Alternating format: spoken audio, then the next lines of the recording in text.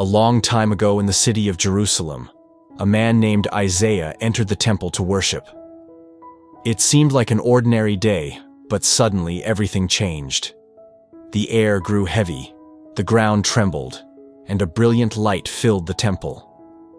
Isaiah looked up and saw the Lord, high and exalted, sitting on a great throne, the train of his robe filling the whole place. Above him were mighty seraphim, each with 6 wings, 2 covering their faces, 2 covering their feet, and 2 for flying. They called out to one another, "Holy, holy, holy is the Lord Almighty. The whole earth is full of His glory." Their voices shook the very doorposts, and the temple was filled with smoke. Isaiah's heart pounded as he fell to his knees, crying, "Woe to me! I am ruined, for I am a man of unclean lips, and I live among a people of unclean lips, and my eyes have seen the King, the Lord Almighty." But instead of sending him away, God sent a seraph with a burning coal from the altar, touching Isaiah's lips and saying, "Your guilt is taken away, and your sin is atoned for." Then Isaiah heard the voice of the Lord, "Whom shall I send? And who will go for us?" Without hesitation, Isaiah replied, "Here am I, send me." From that moment on, his life would never be the same. He would become the voice of God to his people and to the world. Chapter 1. The world Isaiah lived in. Isaiah lived in the land of Judah during a time when God's people were divided into 2 kingdoms, Israel in the north and Judah in the south. On the surface, Judah seemed strong. The city of Jerusalem was busy and full of life. Under King Uzziah's rule, the army was powerful, new buildings were rising, and the people had enough food. But Isaiah, even as a young man, could see the truth beneath the surface. Wealth was not shared equally. Some became richer and richer, adding house to house and field to field, while others struggled to survive. Justice was slipping away, and the worship of false gods was quietly spreading through the land. Many forgot the God who had rescued their ancestors from Egypt. Around them, the world was becoming more dangerous. To the north, the empire of Assyria was growing stronger, conquering nation after nation, and its shadow was falling closer to Judah's borders. People were afraid, and some leaders thought the only way to stay safe was to make alliances with other nations like Egypt. But Isaiah saw the danger in this thinking. Trusting in human power instead of in the Lord would only lead to disaster. It was into this world, with its mix of prosperity, fear, injustice, and idolatry, that Isaiah was called to speak. His mission would not be easy. He would have to confront kings, challenge the powerful, and remind the people of the God they were forgetting. Chapter 2. A vision that changed everything. Isaiah's calling began with a moment so powerful it would shape the rest of his life. It happened in the year King Uzziah died, a year of change and uncertainty for the nation. Isaiah was in the temple, the sacred place where God's people came to worship. Then, without warning, heaven seemed to open. He saw the Lord, high and exalted, seated on a throne so majestic that even the train of his robe filled the temple. Above him were seraphim, mighty angelic beings with 6 wings, 2 covering their faces, 2 covering their feet, and 2 for flying. They called to each other in voices that shook the very foundations. "Holy, holy, holy is the Lord Almighty. The whole earth is full of His glory." The sound was overwhelming, the air heavy with God's presence. Smoke filled the temple. Isaiah felt the weight of holiness pressing down on him, and in that moment, he realized how unworthy he was. His voice broke as he cried out, "Woe to me! I am ruined, for I am a man of unclean lips, and I live among a people of unclean lips, and my eyes have seen the King, the Lord Almighty." Isaiah expected judgment, but instead, mercy came. One of the seraphim flew to him with a burning coal from the altar, touching it to his lips and saying, "Your guilt is taken away, and your sin is atoned for." Then came the voice of the Lord, "Whom shall I send, and who will go for us?"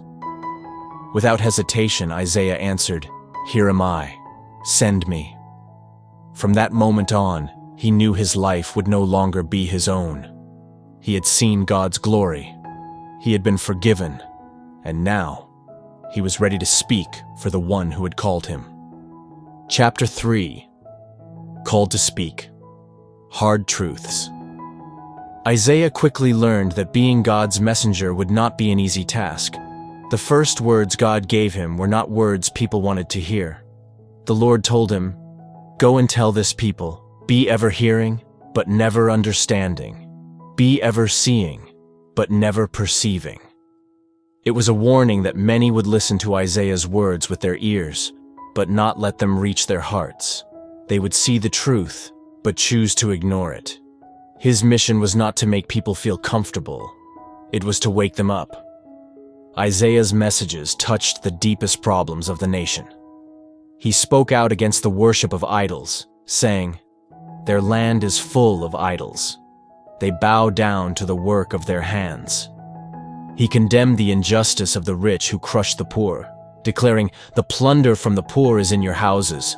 What do you mean by grinding the faces of the poor?" He called for true repentance, urging the people to wash and make yourselves clean. Stop doing wrong. Learn to do right. Seek justice. Defend the oppressed.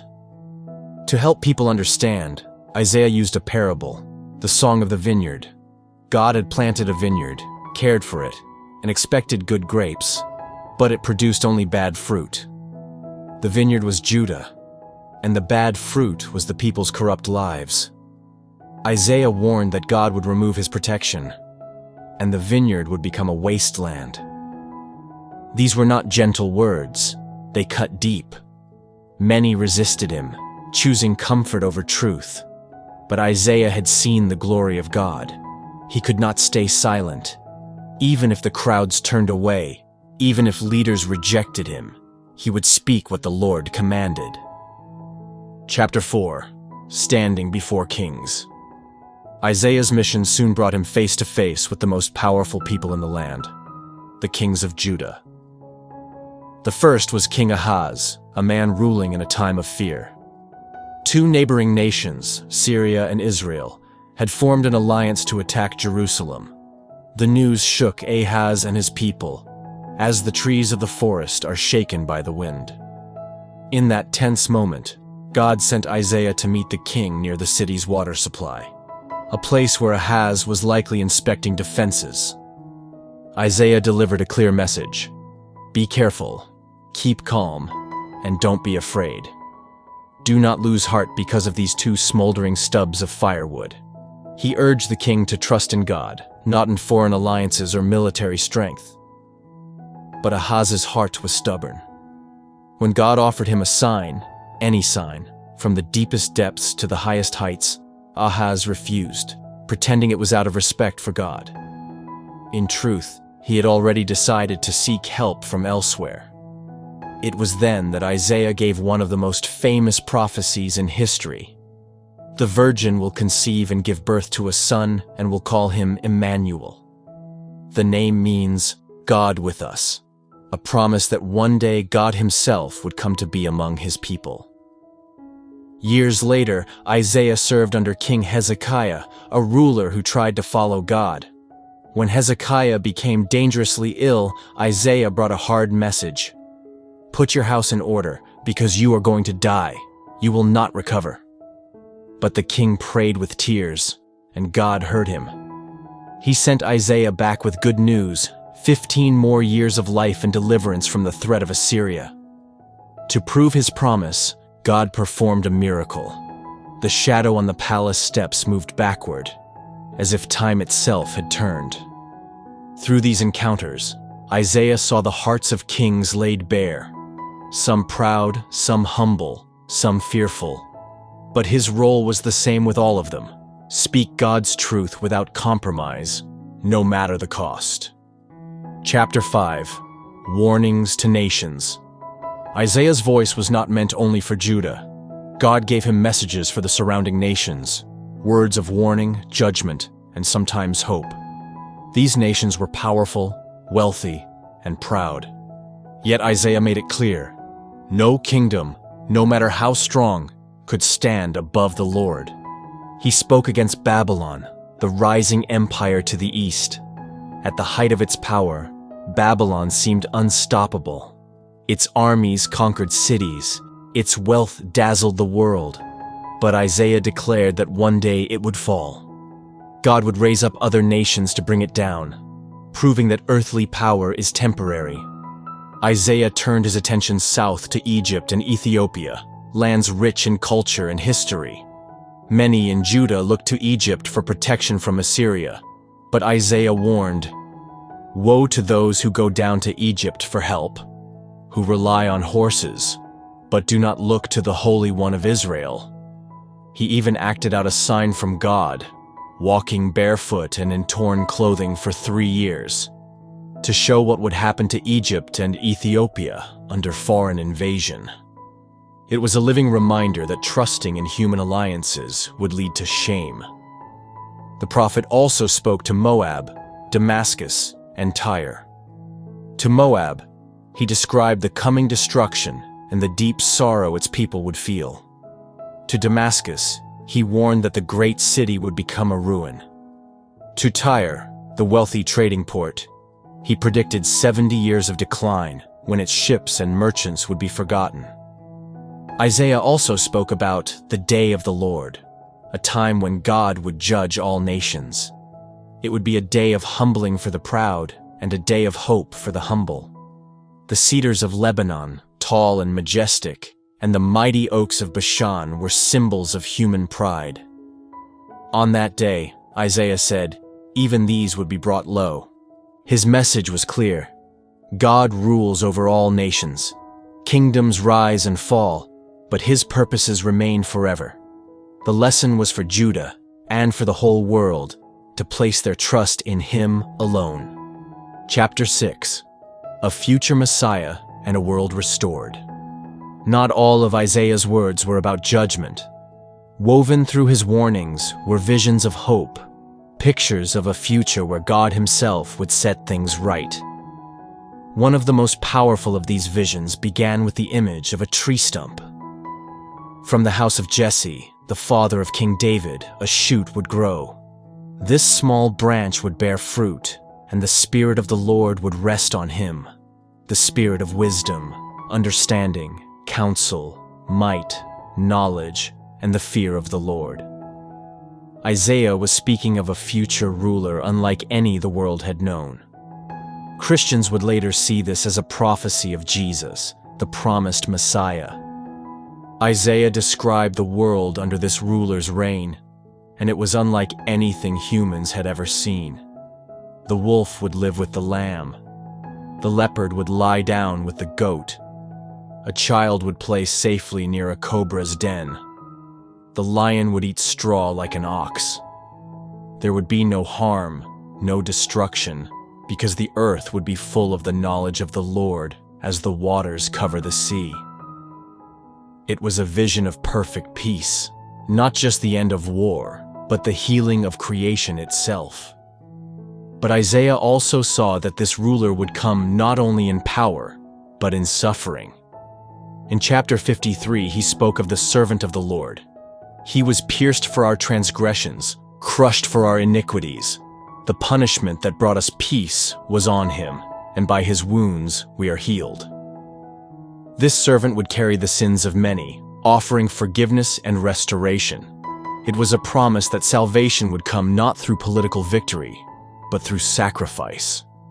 In Isaiah's vision, this future extended beyond Israel.